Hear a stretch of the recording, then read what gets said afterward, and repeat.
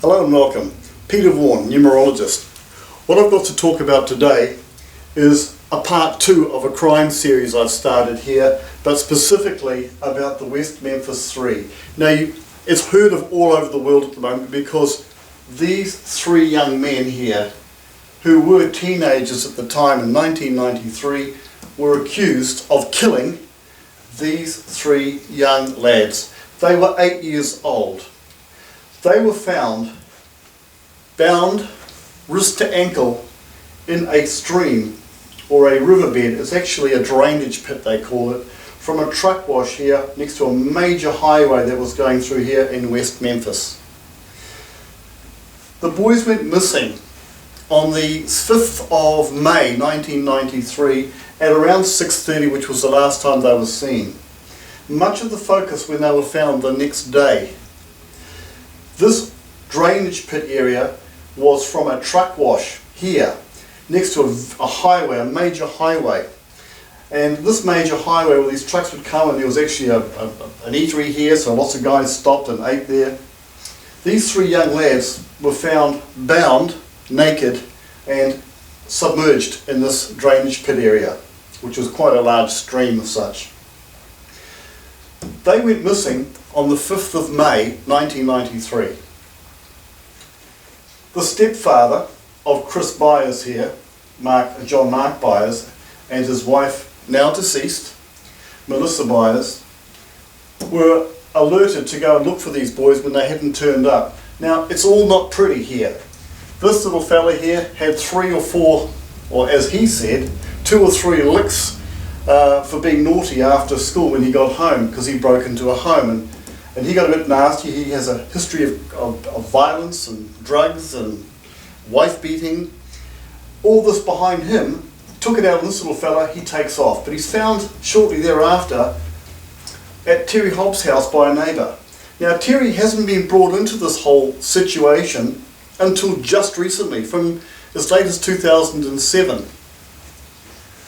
The judge saw fit with the jury to sentence these 3 guys here to lethal injection. That's the sentence, death by lethal injection. Jason and Jesse here, they got life plus 40 and life without parole. They're now released. In fact, Damien Eccles here, who looks a little different today, is presently with Peter Jackson down in Wellington, New Zealand, looking at potentially being part of a documentary setup. And I have to support Peter Jackson here because in doing the history of these guys, numerologically speaking, the amount that I've been able to find out about the judge here, Judge David Burnett, now that is as much as I can find on this man, his name. Now, I wouldn't call him a standard kind of judge. In studying people and studying face shapes and body forms, this man portrays everything that's not a judge in my view, especially with the name David Burnett. John Mark Byers is interesting in himself because he has made a highlight of this whole thing and done some really weird camera antics. But the name John, just to give you some insight here, John is the highest pedophile name, the highest mass murderer's name, and the highest successful businessman's name. It really means that the person can go and excel in any way that they want. He has a very, very pronounced forehead. And the way that he looks down with his eyes up like this, it's quite threatening, especially when the man is 6'5" tall. Melissa, his wife, she died 2 years, or nearly 3 years after the death of her son here, Chris, along with Mike Hobbs and Stevie Branch. She died in a strange way which today has never been determined by the coroner. And after reading the autopsy about this woman here, and found out that she was basically a pincushion full of drugs at the time, in some precarious places on the body, they still haven't given a determination of death which could possibly implicate Mark Byers here. He calls himself John Mark, Mark Byers, John Mark Byers. He goes by a variety of terms up here.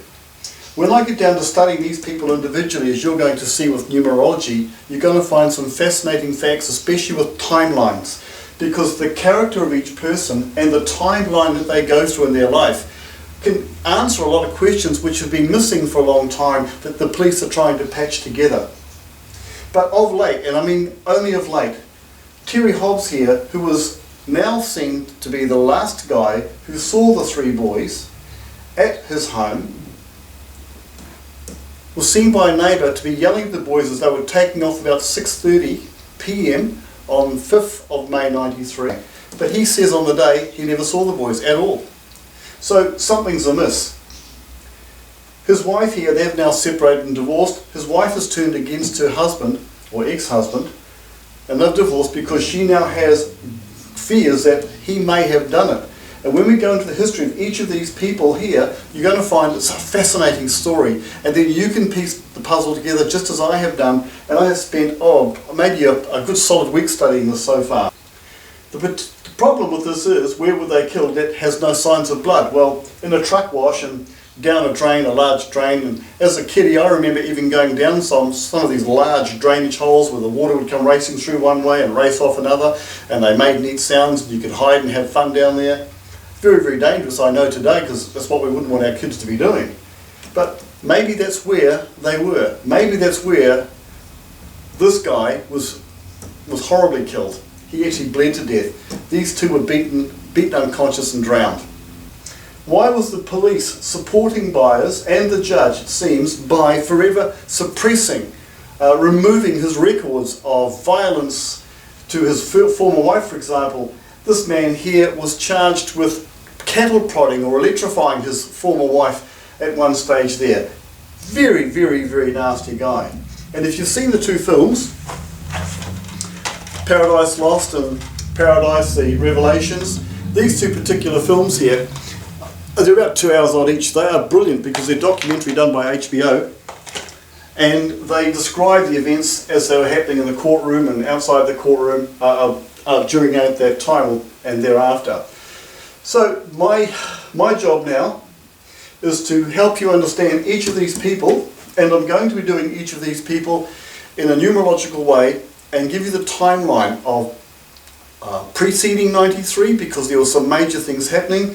For example, Terry Hobbs here came from a wealthy background in the sense that his father owned a chain of stores which were butchery type stores, so his father was a butcher. But the year before all this was going on, there was a few problems going on here because he was broke as. He had no money. Stress was rising. Stress was rising in this man's life to the point where after her son was killed, and that 3 years later, these two were having difficulties in their marriage and she was going home to a parent's place. She didn't turn up at a parent's place. She turned up dead next morning with this guy. So go to petervaughan.net to get your own numerology reading done. I'm happy to do that. Or email me at peter@petervaughan.net and I can cover any questions you may have as well in your own life. The Vaughan Code is what's going to unveil all of the secrets behind this tragedy and give you insight into each of these people as I've laid them out on the board here. Looking forward to seeing you again soon. This is Pete Vaughan signing out.